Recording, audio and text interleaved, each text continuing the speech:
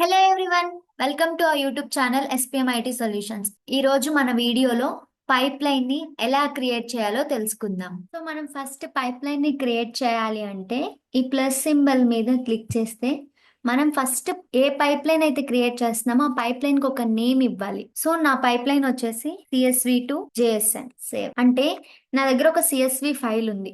So నేను దాన్ని JSN format లోకి చేంజ్ చేయాలన్నమాట. ఇది నా రిక్వైర్మెంట్. సో ఇప్పుడు ఆ రిక్వైర్మెంట్ బేస్ చేసుకొని మనం పైప్ లైన్ ని క్రియేట్ చేద్దాం. ఫస్ట్ ఫైల్ రీడర్ స్నాప్ ఎందుకు యూస్ చేస్తారు అంటే మనం ఏదైతే CSV ఫైల్ JSN ఫార్మాట్ లోకి చేంజ్ చేయాలనుకుంటున్నాం కదా, ఫైల్ రీడర్ ద్వారా ఆ CSV ఫైల్ అనేది రీడ్ అవుతుంది అనమాట. సో మనం ఫైల్ రీడర్ ని ఓపెన్ చేసి ఇక్కడ మనం ఫైల్ ని అప్లోడ్ చేసుకోవాలన్నమాట.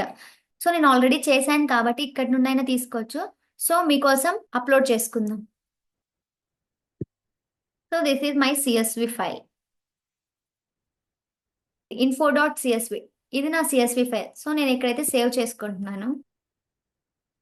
నేను వ్యాలిడేట్ చేశాను. సో నేను ఏదైతే ఫైల్ అక్కడ ఇచ్చానో అది నాకు బైనరీ ఫార్మాట్ లోకి వస్తుంది. చూడండి, ఇక్కడ బైనరీ ఫార్మాట్ లోకి వస్తుంది. సో మనం బైనరీ ఫార్మాట్ ని డాక్యుమెంట్ ఫార్మాట్ లోకి చేంజ్ చేయాలి. సో మన దగ్గర ఏదైతే ఫైల్ ఉందో ఆ CSV parser is nothing but binary format లో ఉన్న డేటాని డాక్యుమెంట్ ఫార్మాట్ లోకి చేంజ్ చేస్తుంది అనమాట. సో అందుకని నేను ఇక్కడ CSV పార్సర్ ని యూజ్ చేస్తున్నాను. CSV పార్సర్ ని ఎందుకు యూజ్ చేస్తున్నాను అంటే నా దగ్గర ఉండేది CSV ఫైల్ కాబట్టి. ఓకే, CSV పార్సర్ లో కాన్ఫిగర్ మనం ఏం చేయాల్సిన అవసరం లేదు. ఎందుకంటే ఆల్రెడీ స్నాప్ లాజిక్ కే డిఫైన్ చేసేసి ఉంటది. సో కోడ్ క్యారెక్టర్ నాకు అవసరం లేదు, కోడ్ క్యారెక్టర్స్. సో నేను కామా సపరేటెడ్ వాల్యూ కాబట్టి కామానే ఇక్కడ డెలిమీటర్ లో యూస్ చేసుకున్నాను. దెన్ సేవ్ చేసుకుంటున్నా. చూడండి, నేను ఇక్కడ వ్యాలిడేట్ చేస్తున్నాను. చూడండి, నాకు ఇక్కడ అవుట్పుట్ వచ్చింది. చూద్దాం. చూసారా, ఇందాక బైనరీ ఫార్మాట్ లో ఉన్న డేటా ఇప్పుడు డాక్యుమెంట్ ఫార్మాట్ లోకి వచ్చింది అనమాట. సో ఇప్పుడు నేను JSON లోకి ఫార్మాట్ చేయాలి కదా, సో ఆ ఫైల్ ని. సో నేను ఇక్కడ JSON ఫార్మాటర్ యూస్ చేస్తున్నాను అనమాట. చూడండి, ఇక్కడ ఫైల్ రీడర్ 1 అని ఒక వాటర్ మార్క్ లో ఒక స్నాప్ కనిపిస్తుందా? సో దీన్నే ఐరిస్ అంటారు అనమాట. లాస్ట్ వీడియోలో చెప్పాను కదా ఐరిస్ అంటే ఏంటంటే, ఇలా ముందే సజెస్ట్ చేస్తున్నాను అనమాట స్నాప్స్ ని. ఓకే, మన పైప్ లైన్ లోకి వస్తే ఇప్పుడు నేను JSON ఫార్మాటర్ యూస్ చేస్తాను అనమాట. ఎందుకంటే నాకు JSON ఫార్మాట్ లోకి డేటా అనేది చేంజ్ అవ్వాలి కాబట్టి. సో నేను ఇక్కడ JSON ఫార్మాట్ ఇక్కడ పెట్టుకున్నాను అనమాట. So when coming to the configuration లో మనం ఏమి ఇవ్వని అవసరం లేదు. ఎందుకంటే స్నాప్ లాజికే అన్ని ప్రీడిఫైన్ గా ఇచ్చేసి ఉంటుంది అనమాట. వ్యాలిడేట్ చేస్తాను. చూడండి, ఇక్కడ వ్యాలిడేట్ అవుతుంది. సో ఇక్కడ డేటా అయితే వచ్చింది. సో ఇది కూడా మనకి బైనరీ ఫార్మాట్ లోనే ఉంది. బైనరీ ఫార్మాట్ లో ఉన్న దాన్ని మనం డాక్యుమెంట్ డేటాలోకి తెచ్చుకోవాలన్నమాట, JSON ని. సో నేను ఇక్కడ ఫైల్ రైటర్ యూస్ చేసి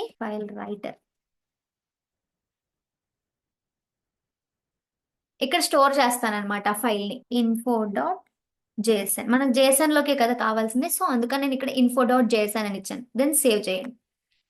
సో ఇప్పుడు పైప్ లైన్ ని వ్యాలిడేట్ చేద్దాం. సో వ్యాలిడేట్ చేస్తే మనకి ఎలాంటి ఎర్రర్స్ లేవు. సో ఫైల్ అనేది సక్సెస్ఫుల్ గా JSON ఫార్మాట్ కి చేంజ్ అయిపోయింది అనమాట. సో ఇప్పుడు ఎగ్జిక్యూట్ చేద్దాం పైప్ లైన్ ని. సో ఎగ్జిక్యూట్ అయితే అయింది. ఇప్పుడు మనం అవుట్పుట్ చూడాలి కదా, సో మేనేజర్ లోకి వెళ్దాం. చూసారా, మేనేజర్ లో info.jsn నేను ఏదైతే CSV ఫైల్ ని JSON ఫార్మాట్ లోకి ఫార్మాట్ చేశానో అదే info.jsn. దీన్ని చూద్దాం అసలు JSON లోకి చేంజ్ అయిందో లేదో. ఓపెన్ చేసి వ్యూ చూడండి, ఫైల్ అయితే JSON లోకి చేంజ్ అయిపోయింది అనమాట. సో ఇలా ఒక ఫార్మాట్ నుండి ఇంకో ఫార్మాట్ కి డేటాని చేంజ్ చేయడం, ఇలా కొన్ని స్నాప్స్ ని యూస్ చేసి మనం డేటాని అయితే ఒక ఫార్మాట్ నుండి ఇంకొక ఫార్మాట్ కి చేంజ్ చేస్తాం అనమాట. సో డాష్ బోర్డ్ లోకి వెళ్దాము. అక్కడ మీరు మేనేజర్ లో ఉన్న info.jsn ఫైల్ ని డౌన్లోడ్ కూడా చేసుకోవచ్చు. Okay, dash board pipe lines లోకి వెళ్దాం. చూసారా, సో ఇక్కడ చూడండి CSV to JSN pipe line. మనం అదే కదా ఫైల్ నేమ్ ఇచ్చాము. సో యూజర్ నేమ్ అయితే మనం ఏ మెయిల్ ఐడితో అయితే లాగిన్ అయ్యామో స్నాప్ లాజిక్ అకౌంట్, ఆ మెయిల్ ఐడి వస్తుంది. చూడండి, ఇక్కడ ఒక సింబల్ అయితే ఉంది. ఇది మనం మాన్యువల్ గా చేసామన్నమాట. స్టేటస్ వచ్చి కంప్లీటెడ్ అన్నమాట.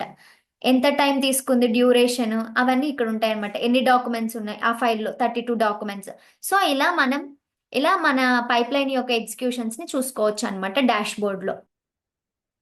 Thanks for watching. Please subscribe to our YouTube channel. Keep watching for more updates.